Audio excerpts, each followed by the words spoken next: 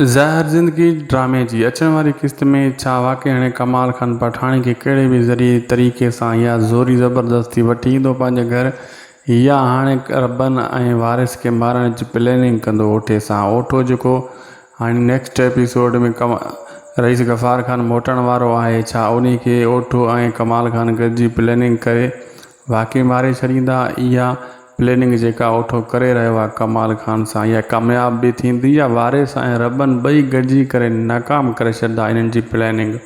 छा next episode में छा थींदो? अचो दोस्तों तव्हांखे सॼी कहाणी था ॿुधायूं।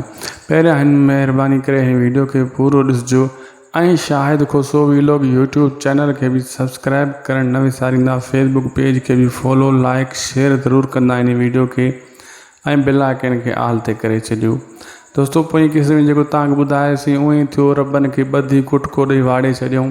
हाणे नेक्स्ट एपिसोड में जेको आहे कमाल खान जा दुश्मन ख़त्म थी विया, सम्झ क़ैद थी विया ऐं रबन जेको आहे वारिस ॿई जेको आहे क़ैद आहिनि। हाणे ओठे जा बि दुश्मन रस्ते खां हटिजी विया। ओठे जो वॾो दुश्मन गफ़ार खान आहे, ॿियो कमाल खान। हाणे इन भाउ जे हथों भाउ खे माराइण जे लाइ हाणे साईं चुंगू ॾियणु शुरू थी विया। ओठो कमाल खान खे अॻी क़िस्त में तव्हां ॾिसंदो त ओठो कमाल खान खे ई चुंगू ॾींदो, चवंदो कमाल हाणे मोटण वारो आहे रईस गफ़ार खान, इन जो बिलो कर ऐं इन खे रस्ते खां हटाए, पोइ वॾो तूं ताक़तवर थी वेंदे, तूं हीअं थी वेंदे, तूं चंगेज़ खान थी वेंदे। अहिड़े हिसाब सां उहो बि तयारु थी वेंदो कमाल खान बि।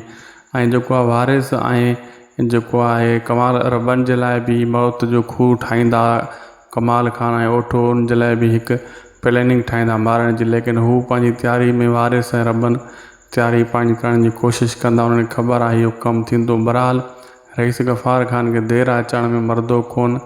मिलंदासीं नेक्स्ट वीडियो में। ख़ुदा।